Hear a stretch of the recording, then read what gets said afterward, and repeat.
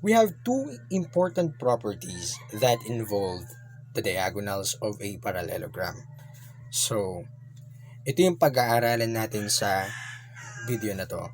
Okay? So, properties ayan, of parallelogram, ito yung topic natin that involves diagonals. Okay, so sulat ko muna yung properties natin para maging aware tayo sa description niya. Okay? So, properties, we have property number 4 dahil continuation to ng unang tatlong properties na tinuro ko sa inyo. Okay, property number 4, ang sabi, yung diagonal daw natin, mga diagonals natin, ay nagbabisect sa isa't isa. Okay? Its diagonals bisect each other. Okay, so drawing ako dito, no? Drawing ako dito sa unang parallelogram natin. So, drawing ako ng line dyan, papunta dito sa taas. Dito, ayan, taas na points. And, as you can see, nag-bisect sila. And from the definition sa geometry, ang bisector, ito yung nag-splits into two congruent parts. Okay? Congruent yan, dalawang line yan. Ito rin, okay? So, next. We proceed to the properties number 5. Property number 5. Ang sabi dito, each diagonals, okay, or each diagonal parts splits the parallelogram into two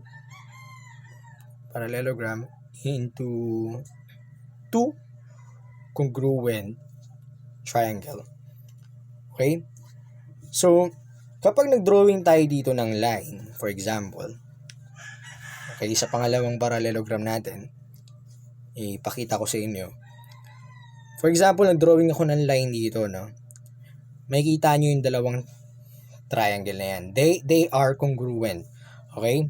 So, itong triangle na to, ayan o. Ayan. Okay? Equal siya dito sa triangle na to, or congruent silang dalawa. Okay? What if dito naman ako maglagay ng line? Same lang din yan. Okay? So, basta parallelogram yan, legit yan na congruent yung triangles nila kapag in-split nyo yan into two equal parts. Okay? So, that is the properties. Next, given that ABCD is a parallelogram, find the value of x. Okay, hanapin natin yung value ng x gamit ng illustration na to. Okay, dito kasi meron tayong segment, no? Segment DE and segment BE. As you can see, parang given ng dalawang segment na yan. Okay? And from the properties, they are congruent to each other. Property number 4 tayo, no? So, solve for x, we apply the property number 4. So, ang sabi kasi, no, its diagonals bisect each other. So, yung segment DE na yan ay congruent daw sa segment PE from the definition or from the properties. Okay? Since given na yan, mahahanap natin ng value ng x dyan, no? Itong segment DE, may given dyan na expression na 4x squared plus 5. Okay? And equal yan, no? Dito sa 41. Yan yung segment BE natin. Alamin natin yung value ng x kapag sinimplify natin itong equation na to. So, 4x equals 41 minus 5. 4x equals 36. Then 4, x squared equals 9. And then x is 3. That will be the value of x, and yun ang final answer natin para sa given na to. Okay, go ahead and check the value of x kung 41 ba yung lalabas dyan. Given that FGHI is a parallelogram, find the value of x and y. Tingnan natin itong illustration natin. Meron tayong FGHI na parallelogram, and we are aware kung ano yung 5 properties na natutunan natin nung una. Okay? Ito yung mga parts. Meron tayong FJ, segment IJ. Meron din tayong angle. Ayan, angle J. So which is yung 9x degrees.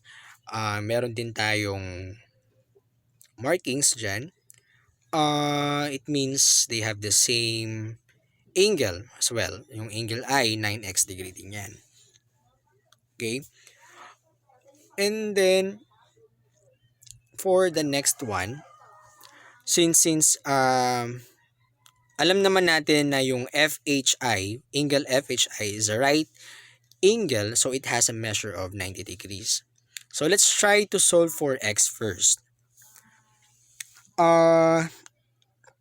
From the alternate interior angles theorem, yung angle HFG ay ano din yan, 90 degrees din yan. Okay, mamaya tignan natin kung paano natin magagawa yan. So solve for x muna tayo. Para ma-solve natin itong x na to, gamitin natin itong portion ng parallelogram na ito, itong triangle na ito. Yan. Okay, since nandyan naman ang mga value ng x, so we will use that to solve for the value of x. Okay, given na ang ating mga degrees. Pero anong gagawin natin dyan?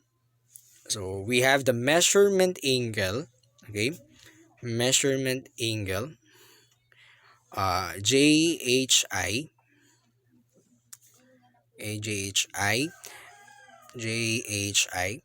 plus the measurement angle HIJ plus the measurement angle IJH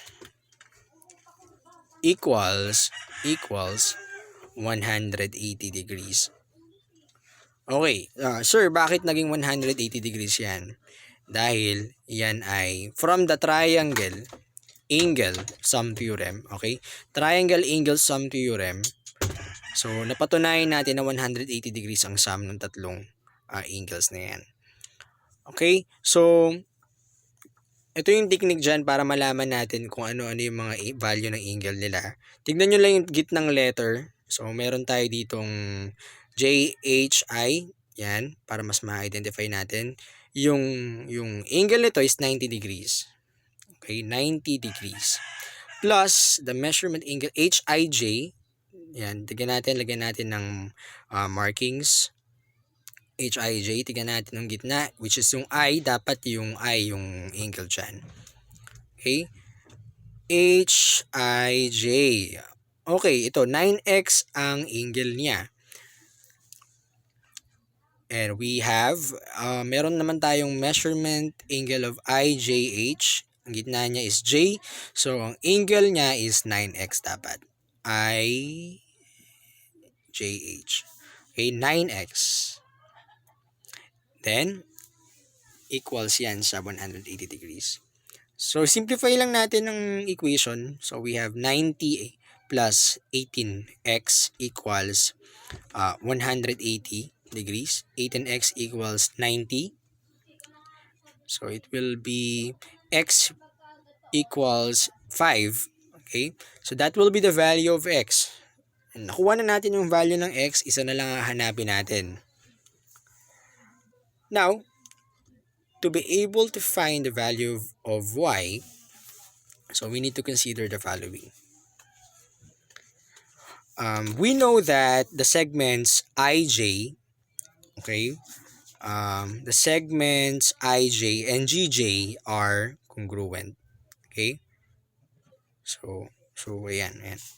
Sulat natin dito sa solution sheet natin. So, alam natin ang segment IJ and GJ ay congruent from the property number 4. So, segment IJ is congruent to segment GJ. Ayan.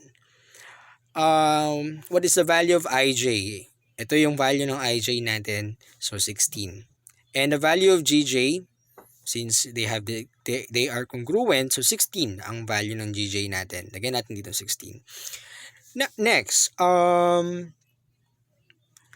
since they are congruent to each other, we can say that IJ, okay, we can say that IJ and GJ are congruent. We have FJ, segment FJ, okay? Segment FJ is also congruent to segment IJ, okay?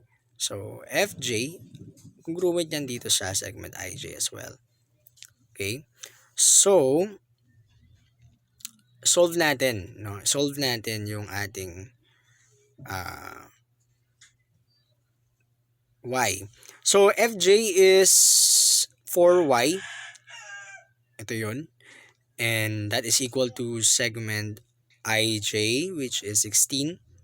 Then, the Y value is equal to 4. Okay? So, the value of X is 5 and the value of Y is 4.